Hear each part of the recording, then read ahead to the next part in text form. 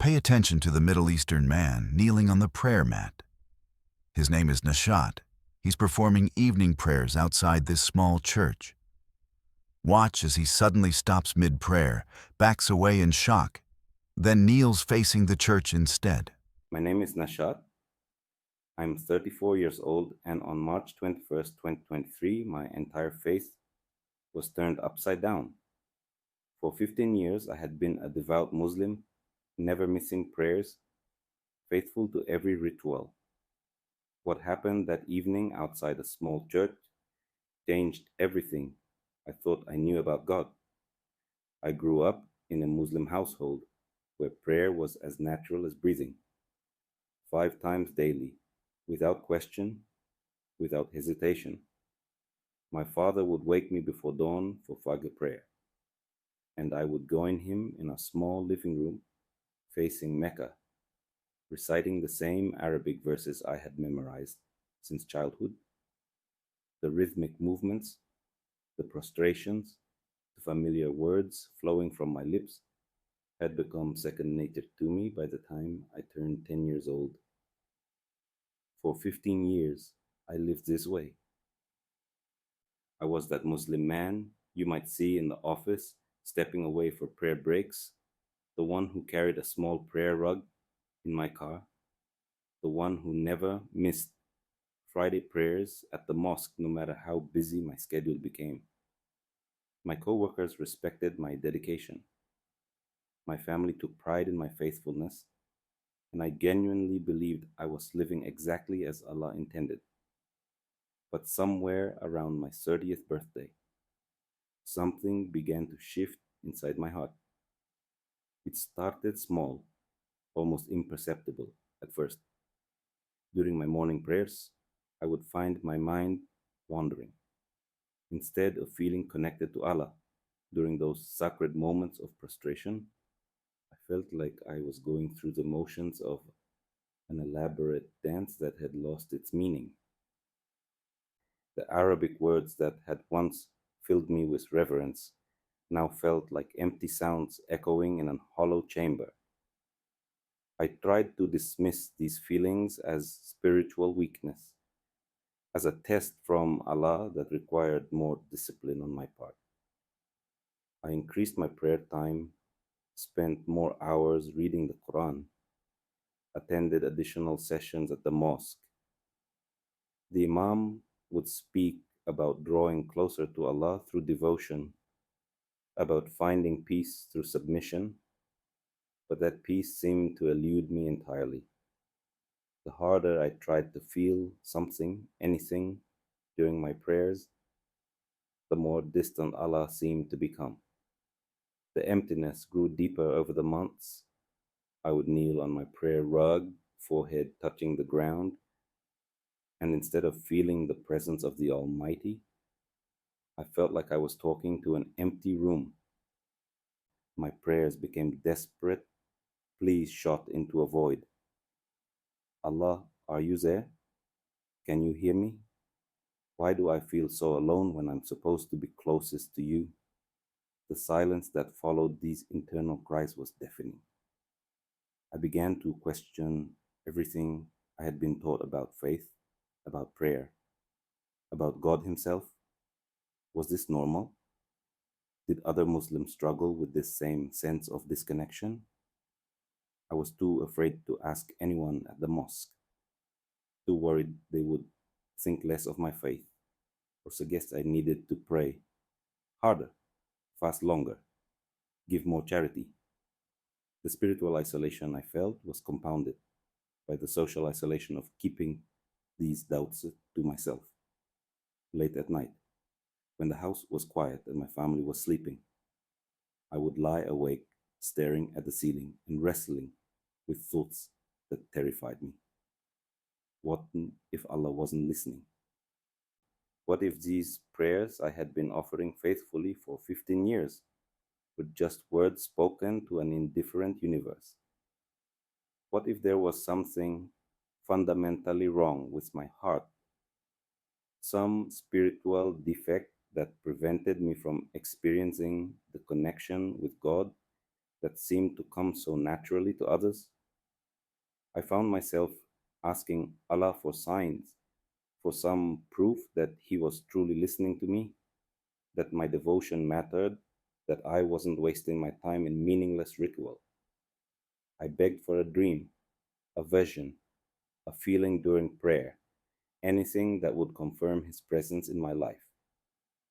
I promised to be more faithful, more dedicated, more obedient if He would just give me some indication that He was real and that He cared about my struggles. The desperation in my prayers intensified as weeks turned into months. I would prostrate myself on that prayer rug and pour out my heart in ways that went far beyond the traditional Islamic prayers I had been taught. I spoke to Allah in my native language, in English, sometimes just in groans and tears when words failed me entirely.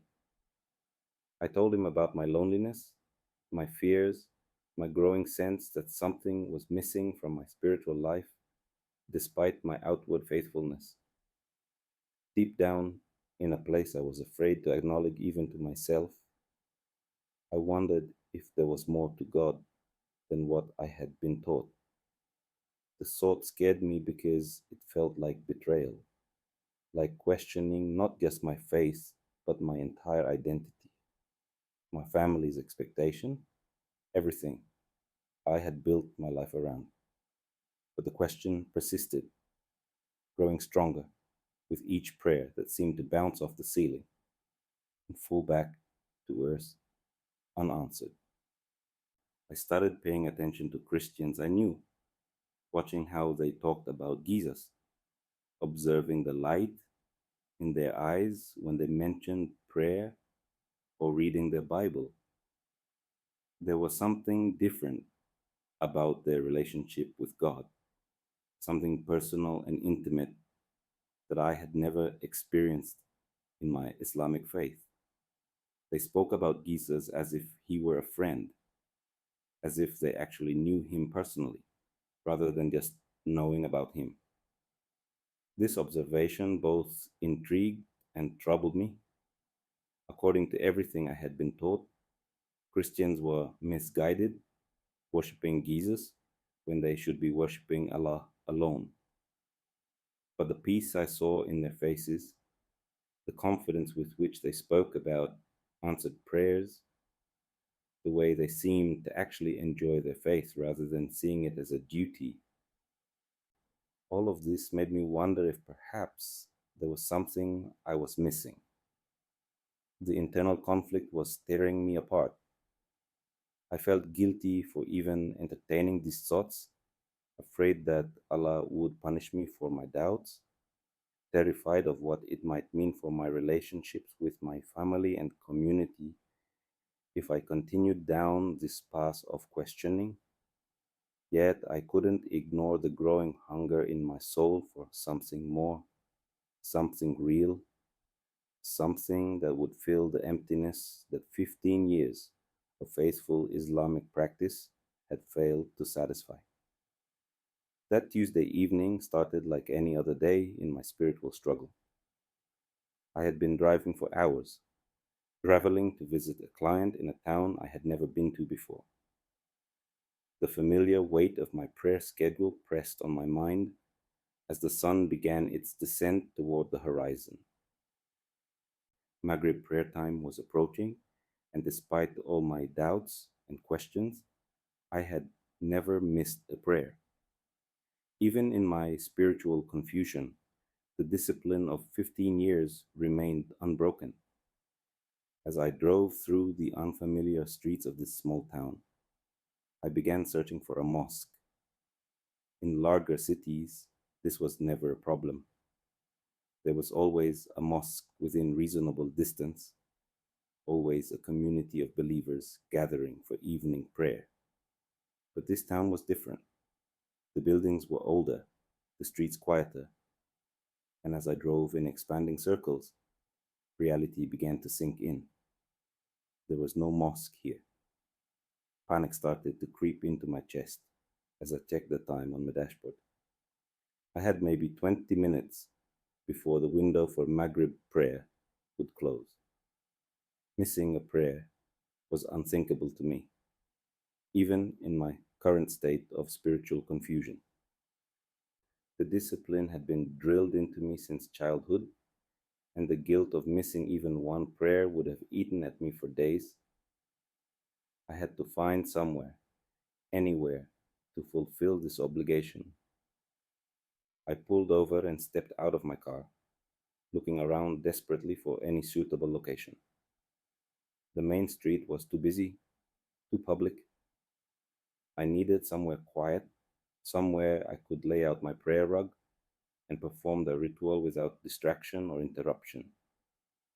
My eyes scanned the area frantically as precious minutes ticked away. That's when I saw it. About a block away stood a small, modest church building with a well maintained lawn area beside it. The grass looked soft and clean, and more importantly, it appeared to be deserted.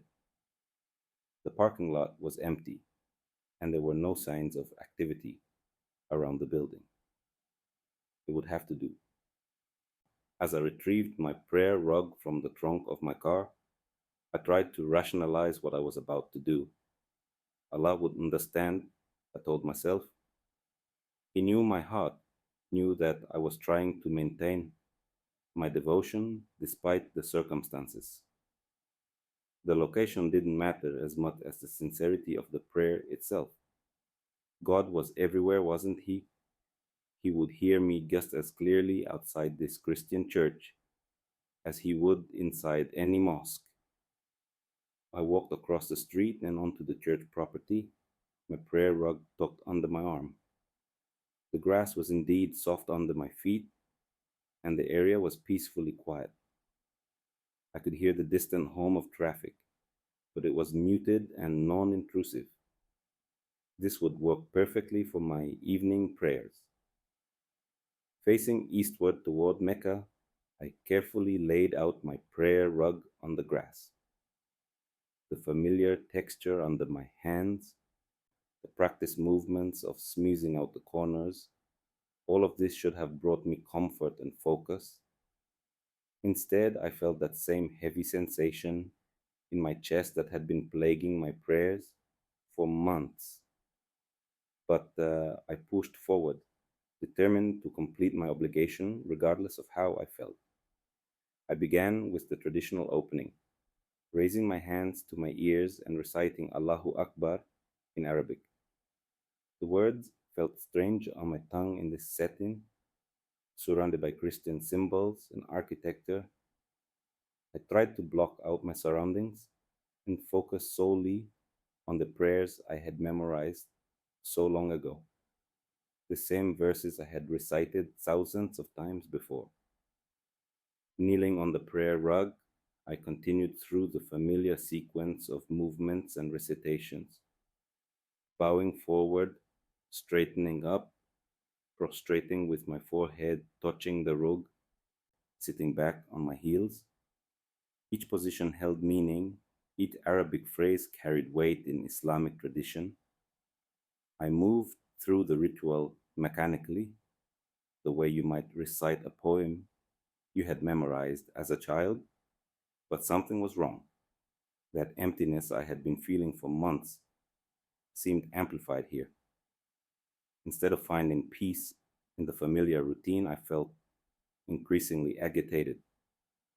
My heart was racing in a way that had nothing to do with physical exertion.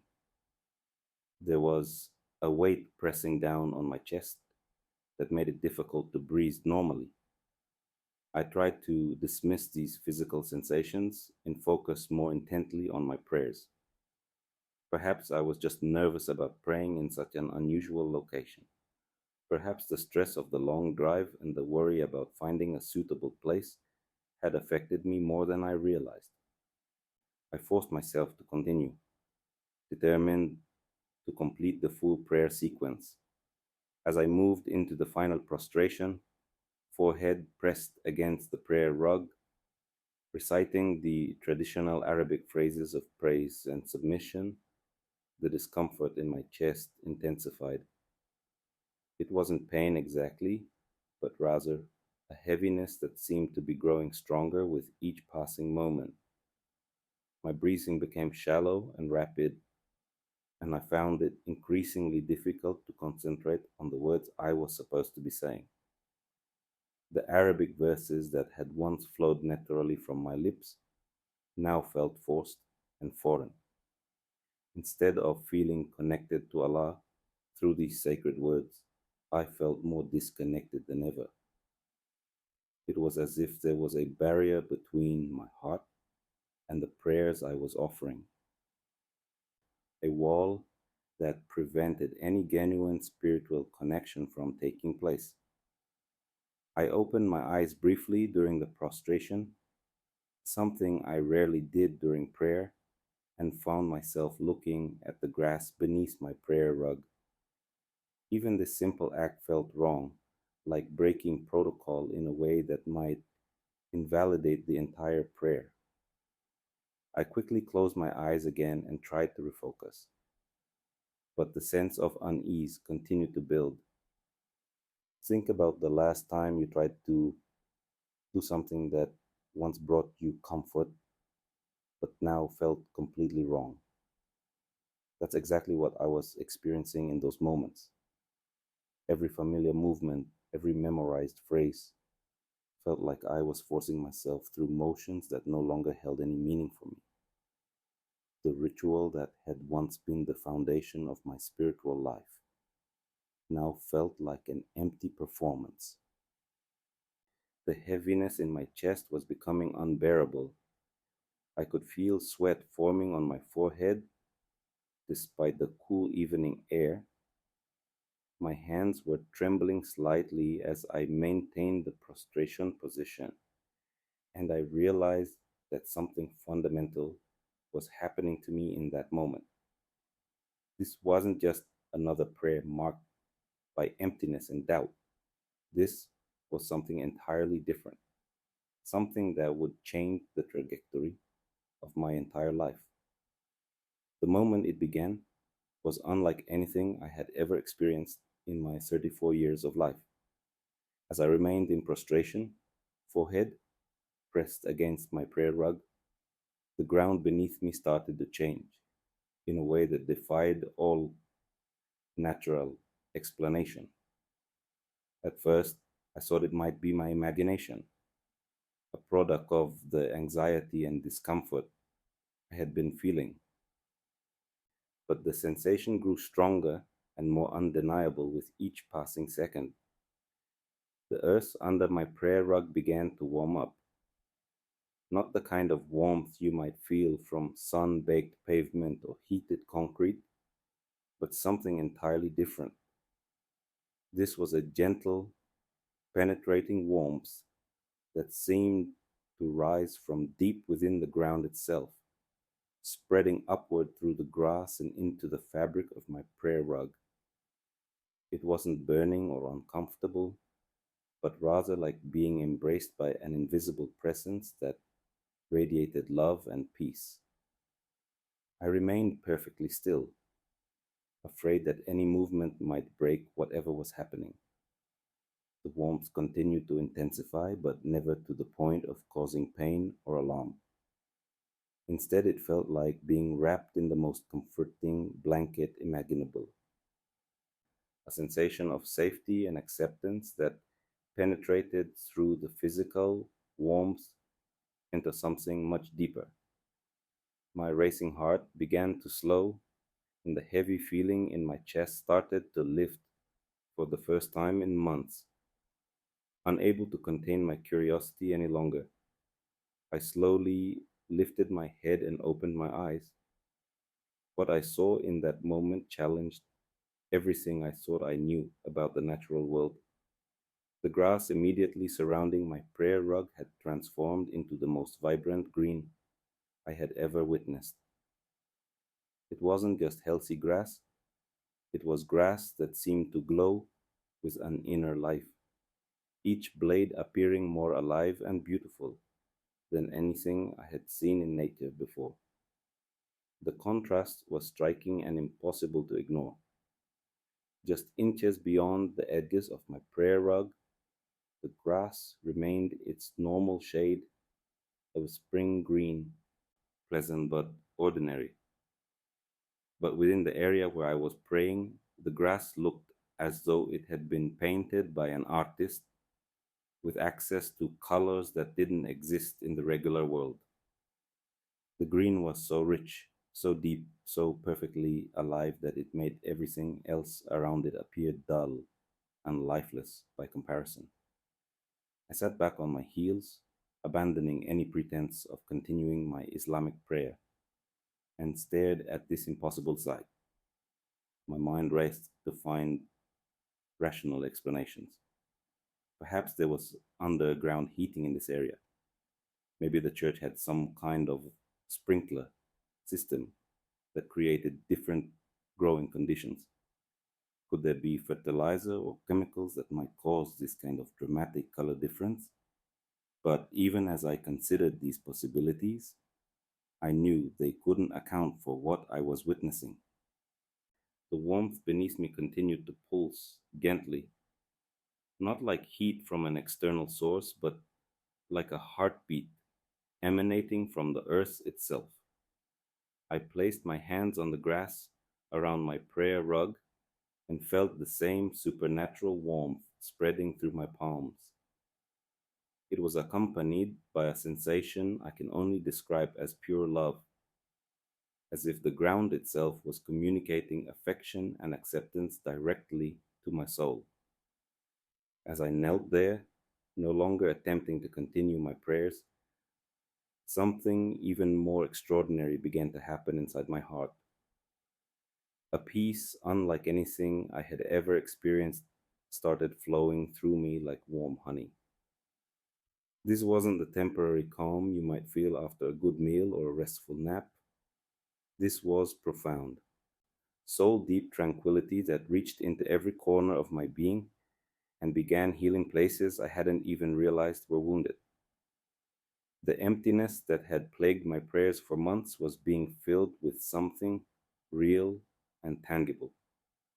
For the first time in my adult life, I felt the actual presence of God, not as a distant deity who might or might not be listening to my prayers, but as a living reality surrounding me, holding me, loving me with an intensity that brought tears to my eyes. I want you to imagine the most peaceful moment of your entire life.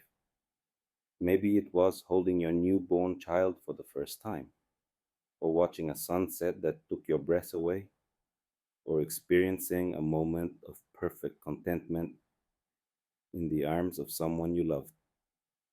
Take that feeling and multiply it by 1,000, and you might begin to understand what was flowing through me as I knelt on that supernatural grass outside that small church. The peace wasn't just an emotion, it was a presence. I could sense intelligence in it, personality, love that was both infinite and intimately personal. This wasn't the abstract concept of Allah that I had been trying to read through my Islamic prayers. This was someone real, someone who knew me completely and loved me anyway. Someone who had been waiting patiently for me to discover his presence. My tears began falling freely as 15 years of spiritual hunger was finally being satisfied. All those months of desperate prayers, all those nights of lying awake, wondering if God was real, all that emptiness and doubt was being answered, not with words or explanations, but with an experience so powerful it left no room for question. God was real. He was here, and He was reaching out to me in a way that bypassed all my theological understanding and spoke directly to my heart. The warmth from the ground seemed to be traveling up through my body, filling every cell with light and life. I felt more awake, more alive than I had in years.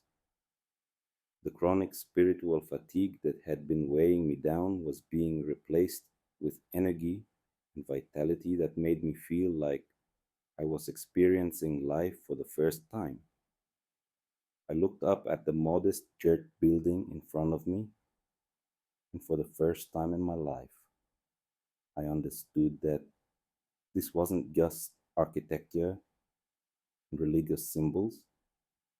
This was a place where the living God dwelt, where his presence was welcomed and honored.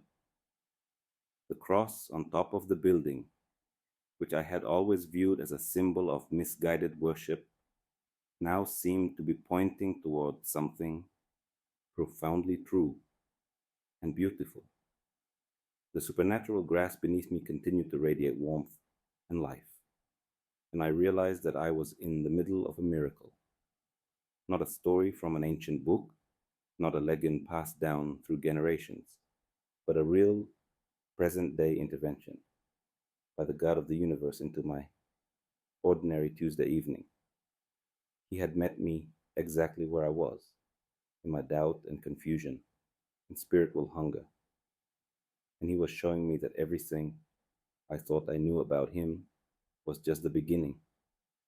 In that moment of supernatural peace and warmth, something shifted deep within my spirit. It wasn't a gradual realization or a slow dawning of understanding. It was immediate, undeniable, and absolutely certain. I knew with every fiber of my being that Jesus Christ was not only real, but that he was present with me in this very moment. This wasn't theological knowledge or intellectual acceptance of a religious concept. This was personal, intimate recognition of someone I had never met, but somehow felt I had always known. The name of Jesus had been mentioned in my Islamic education, but only as a prophet, a teacher, someone far less than Muhammad and certainly not divine. Yet as I knelt there on that miraculously transformed grass, I understood with crystalline clarity that Jesus was not merely a prophet or a good teacher. He was God incarnate, the living Word who had stepped out of heaven and into human history. More than that, he was stepping into my history, into my story.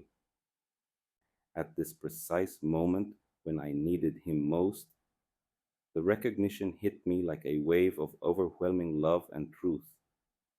This presence I was experiencing, this peace that surpassed all understanding, this supernatural manifestation happening beneath and around me, this was Jesus Christ himself, making himself known to a Muslim man who had been crying out in desperation for the true God to reveal himself. He had heard every prayer I had offered in the darkness of my doubt. He had seen every tear I had shed over the emptiness in my spiritual life. He had been waiting patiently for this moment when I would be ready to receive him. I began crying uncontrollably, but these weren't tears of sadness or confusion. These were tears of recognition, of homecoming, of finding what I had been searching for my entire life without even knowing it. 15 years of faithful Islamic practice, thousands of hours spent in prayer and meditation and religious study, and none of it had prepared me for the reality of meeting the living God face to face. All those years, I had been knocking on the wrong door, while Giza stood patiently at the door of my heart, waiting for me to let him in. The tears came from a place deeper than emotion. They were the release of years of spiritual striving, years of trying to earn God's favor through perfect religious observance, years of wondering if I was good enough, faithful enough, devoted enough to deserve his attention. In the presence of Jesus, all of that striving melted away. I understood that his love wasn't something I had to earn through prayer rituals or religious performance. It was a gift freely given to anyone willing to receive it. As I wept on that supernatural grass, I found myself abandoning the formal structure of Islamic prayer entirely. Instead of the careful Arabic phrases I had memorized, instead of the prescribed movements and positions, I began speaking to Jesus directly from my heart. The words poured out of me in a mixture of Arabic, English, and languages I didn't even recognize. I wasn't reciting anything I had been taught.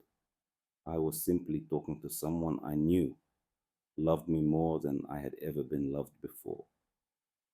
Jesus, I whispered through my tears, if you're real, please help me understand what's happening to me. The moment his name left my lips, the peace that had been flowing through me multiplied exponentially. It was as if speaking his name had opened floodgates in my soul, releasing rivers of living water that had been dammed up by years of religious tradition and theological confusion. The warmth from the ground intensified, but now I understood it wasn't just heat. It was the warmth of divine love, the comfort of perfect acceptance, the security of being completely known and completely cherished by the creator of the universe. This was what I had been searching for in all those empty prayers, all those nights of spiritual hunger. This was the personal relationship with God that I had observed in Christians but never experienced myself. I want you to think about the moment when you realize someone loved you unconditionally. Maybe it was a parent, a spouse, a friend who saw all your flaws and failures and chose to love you anyway. Remember that feeling of being completely accepted, completely safe, completely valued.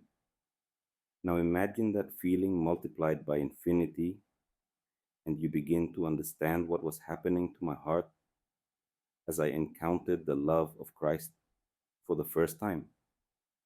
The supernatural manifestation around me continued, but now I understood its purpose. This wasn't just a miraculous sign to get my attention. This was Jesus meeting me exactly where I was, in the middle of my Islamic prayer, showing me that he had been the answer to my spiritual hunger all along. He wasn't condemning me for my years of Islamic faith. He was showing me that even in those prayers, he had been listening, waiting, preparing this moment of revelation. I felt layers of religious conditioning being peeled away, like old bandages from a healing wound. The fear of God that had been drilled into me from childhood was being replaced by the love of a father who had run out to meet his prodigal son. The distance I had always felt between myself and Allah was dissolving in the intimate presence of Jesus who had come near to dwell among us. Help me, I cried out, no longer caring about proper prayer posture or religious protocol. I don't understand what this means, but I know you're real. I know you're here. I know you love me in a way I've never experienced before. The words came from the deepest part of my soul, bypassing my intellect entirely. This wasn't a theological discussion or a religious conversion. This was a desperate man crying out to the God who had finally revealed himself in undeniable power and love. The moment I surrendered to this reality, the moment I stopped trying to understand and simply received what was being offered to me, something fundamental changed in my relationship with the divine. For the first time in my life, prayer wasn't a duty or an obligation. It was a conversation with someone who actually heard me, someone who actually cared about my struggles and doubts and fears, Jesus wasn't distant or demanding. He was present and patient and infinitely loving. As I knelt there in the presence of the living Christ, I realized that coming home after being lost my entire life felt exactly like this. This was what my soul had been created for, what every human heart ultimately longs for, whether we recognize it or not. This was why all my religious striving had left me empty. I had been trying to reach God through human effort when He had already reached down to me through divine love. With hands that trembled from more than just emotion, I began rolling up my prayer rug. This simple act, which I had performed thousands of times before, now carried the weight of finality. As I gathered the familiar fabric that had been my companion in worship for 15 years, I knew with absolute certainty that I would never use it in the same way again. This wasn't just the end of a prayer session, it was the end of an entire way of life, an entire understanding of who God was and how He wanted to be worshipped. The supernatural warmth that had emanated from the ground was beginning to fade, but the peace in my heart continued to grow stronger. I stood up slowly, my legs unsteady, not from physical weakness, but from the magnitude of what had just occurred. The vibrant green grass was gradually returning to its normal color, but the memory of what I had witnessed was permanently etched into my mind and soul. I looked down at the prayer rug in my hands and realized I was holding the symbol of my old life, the representation of everything I had been before Jesus revealed Himself to me. As I walked back toward my car, still clutching the prayer rug, I noticed that the church building looked different somehow. The modest structure that had simply been a convenient, quiet location for my prayers now seemed to radiate warmth and welcome. The cross on top of the building, which I had learned to view with suspicion or indifference, now appeared to be a beacon of hope, a symbol of the love that had just transformed my entire existence. I reached my car but found myself unable to get in and drive away. Something was drawing me back toward that church, an invisible pull that felt like a gentle hand on my shoulder guiding me toward answers I desperately needed. The parking lot was still empty, but I could see light coming from inside the building. Someone was there, and suddenly I knew that this wasn't coincidence. Nothing about this evening had been coincidence. Taking a deep breath and still carrying my prayer rug, I walked up to the front doors of the church.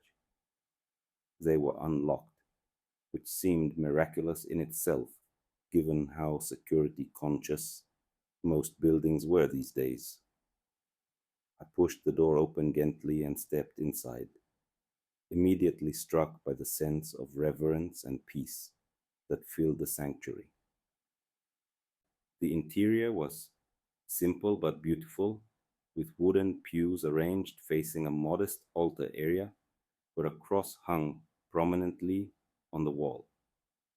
A man in his 50s was arranging papers near the front of the sanctuary, preparing what appeared to be materials for an evening service. He looked up when he heard my footsteps and smiled warmly, showing no surprise or alarm at the sight of a stranger entering his church carrying a prayer rug. His eyes held the same peace I had seen in other Christians, but now I understood its source. He was radiating the same presence I had just encountered outside on the grass. "Good evening," he said simply, setting down his papers and walking toward me with genuine warmth. "I'm Pastor Williams. Can I help you with something?" I stood there for a moment, unsure how to begin explaining what had just happened to me. How do you tell a complete stranger that you've just experienced a supernatural encounter with Jesus Christ outside his church? How do you describe a spiritual transformation that has turned your entire worldview upside down in the span of 15 minutes? The words seemed inadequate, but I knew I had to try. Pastor, I began, my voice still shaky from the emotional intensity of the experience. My name is Nashat. I'm Muslim, or at least I was Muslim until about 10 minutes ago. Something incredible just happened to me outside your church, and I don't know what to do with it. Pastor Williams nodded as if stories like mine were not entirely uncommon in his experience. He gestured toward the front pew, inviting me to sit down, and I gratefully accepted. The prayer rug felt heavy in my hands as I tried to find words to describe the indescribable. I was just trying to pray, I continued, looking down at the rug in my lap. I needed a quiet place for my evening prayers, and your lawn seemed perfect. But something happened when I started praying. The ground became warm, the grass changed color, and I felt the presence of God in a way I've never experienced before. Then I knew, somehow I just knew, that Jesus Christ was real and that he was there with me. Instead of looking skeptical or trying to convince me that I had imagined the whole thing, Pastor Williams simply listened with the patient attention of someone who understood the weight of what I was sharing. His eyes never left mine, and I could see that he was taking every word seriously. When I finished describing the supernatural manifestations and the overwhelming peace that had filled my heart, he was quiet for a long moment. Nashat, he finally said, what you're describing sounds like a divine encounter. Jesus has a way of meeting people exactly where they are, exactly when they're ready to receive him. The fact that this happened during your Islamic prayers tells me that he's been listening to your heart even when you didn't know you were calling out to him. His words resonated with something deep inside me. I thought about all those months of empty prayers, all those nights of wondering if Allah was listening, all that desperate searching for a real relationship with God. Jesus had been there all along, waiting for the right moment to reveal himself in a way I couldn't deny or dismiss. What do I do now? I asked, the question coming from a place of complete vulnerability. 15 years of my life have been built around the Islamic faith. My family, my community, my entire identity has been tied to being a Muslim. I don't even know who I am if I'm not that person anymore. Pastor Williams leaned forward slightly, his expression full of compassion. The question isn't who you were or who others expect you to be. The question is who Jesus is calling you to become. What you experienced outside wasn't just an emotional moment or a spiritual experience, it was an invitation into relationship with the living God. He paused, allowing his words to sink in before continuing. I've seen people come to faith in many different ways, but supernatural encounters like yours are God's way of removing all doubt. When Jesus reveals himself that powerfully, it's because he has a specific purpose for your life.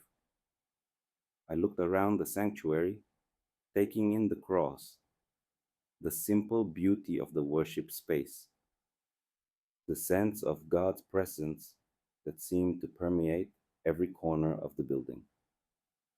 Just hours ago, I would have felt uncomfortable or even hostile in such a space.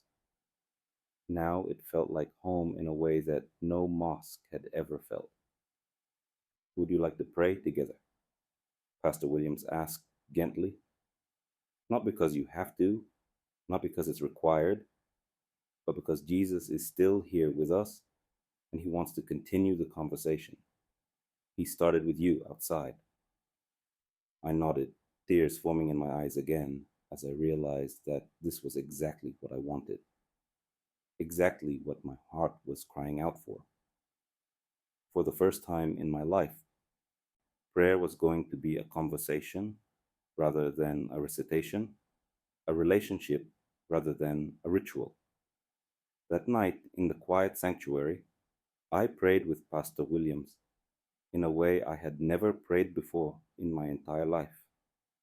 There were no prescribed movements, no memorized Arabic verses, no ritual positions that had to be maintained.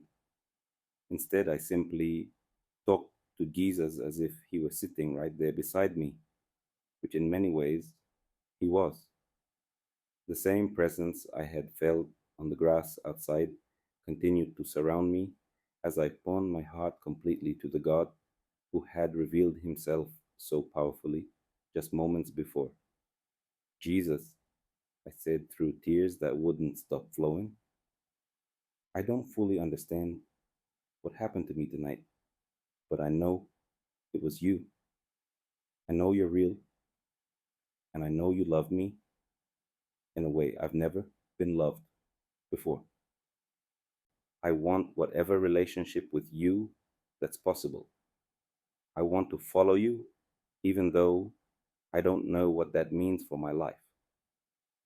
Pastor Williams placed a gentle hand on my shoulder and began to pray for me, asking God to give me wisdom and strength for the journey ahead, to surround me with His peace during what would undoubtedly be a difficult transition, and to reveal Himself to me in new ways every day.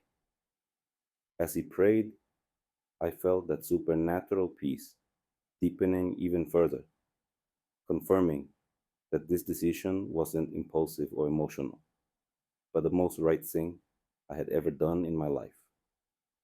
When we finished praying, Pastor Williams explained what it meant to accept Jesus Christ as Lord and Savior. He told me about the cross, about Jesus dying for my sins and rising again to give me eternal life.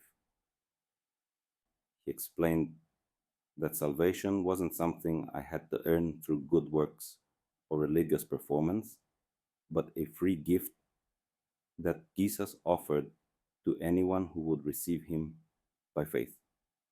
This was revolutionary to someone who had spent 15 years trying to earn God's favor through perfect adherence to Islamic law. If this is what you truly want, Pastor Williams said, then you can make that commitment right now. It's not about saying magic words or performing a ritual. It's about opening your heart to receive the gift of eternal life that Jesus is offering you. With my old prayer rug still in my lap, representing everything I had been, I bowed my head and invited Jesus Christ to be the Lord of my life. The moment I spoke those words, the peace that had been growing in my heart exploded into pure joy. I felt like a man who had been carrying a crushing weight for years and had suddenly been set free from the burden. The guilt, the striving, the constant worry about whether I was good enough for God, all of it melted away in the light of God's grace. That was 3 months ago, and as I sit here today sharing this story with you, I can honestly say that supernatural peace hasn't left me for a single day. The Jesus who met me on the grass outside this very church has become more real to me with each passing week. Prayer is no longer a duty I perform 5 times a day, but an ongoing conversation with someone who actually listens and responds. Reading the Bible isn't a chore, but an adventure in discovering who God really is and how much He loves His children. I now attend the same church where Pastor Williams first welcomed me that evening. Every Sunday, I sit in these pews and worship the God who pursued me even when I didn't know His name. The cross that once represented misguided theology to me now represents the greatest act of love in human history. Jesus didn't just die for the sins of Christians, He died for my sins, for the sins of every Muslim, every Hindu, every person who has ever lived or ever will live. The transformation in my life has been total and undeniable. Where I once felt empty during prayer, I now feel filled. Where I once wondered if God was listening, I now know He hears every word. Where I once struggled with guilt and fear, I now rest in the security of knowing that my relationship with God is based on what Jesus did for me, not on what I can do for Him.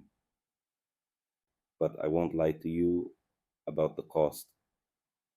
My family thinks I've lost my mind. My father hasn't spoken to me since I told him about my conversion.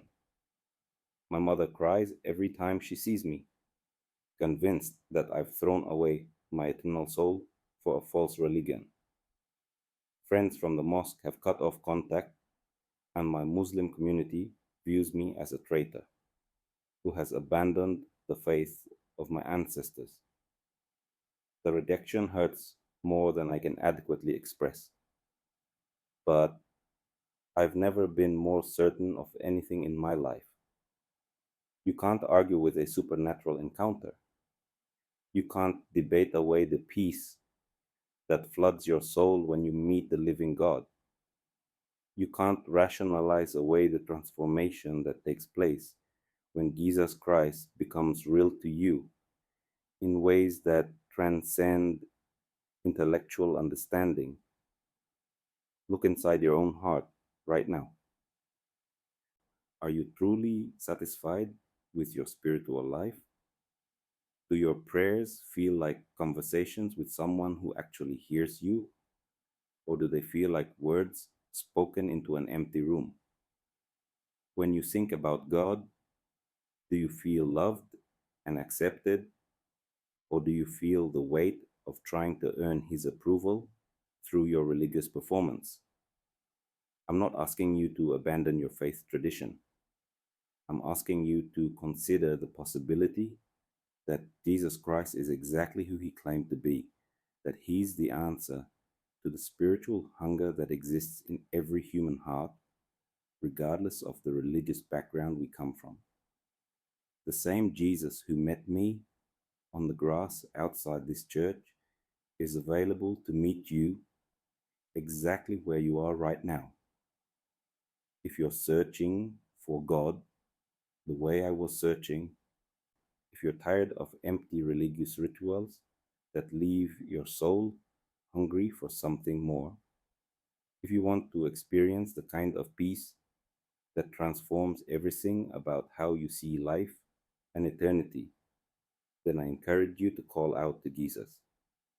Not as a religious exercise, not as an intellectual experiment, but as a desperate cry from your heart to the God who loves you more than you can possibly imagine. You don't have to understand everything about Christianity. You don't have to have all your theological questions answered. You don't have to figure out how a relationship with Jesus will affect your family relationships or your social connections. All you have to do is be honest about your spiritual hunger and ask Him to reveal Himself to you the way He revealed Himself to me. What do you have to lose? If Jesus isn't who He claimed to be, then you've lost nothing by asking Him to prove Himself to you. But if He is who He claimed to be, if He is the Son of God who died and rose again to give you eternal life, then you have everything to gain by opening your heart to receive Him. My name is Nashat, and on March 21st, 2023, Jesus Christ transformed my life in ways I never thought possible outside a small church, in ways that defied natural explanation. The peace, the joy, the sense of purpose and meaning that I found in following him surpasses anything I experienced in 15 years of Islamic devotion. He's not just the answer to my spiritual searching, he's the answer to the deepest longing of every human soul. And he can do the same for you if you're willing to let him.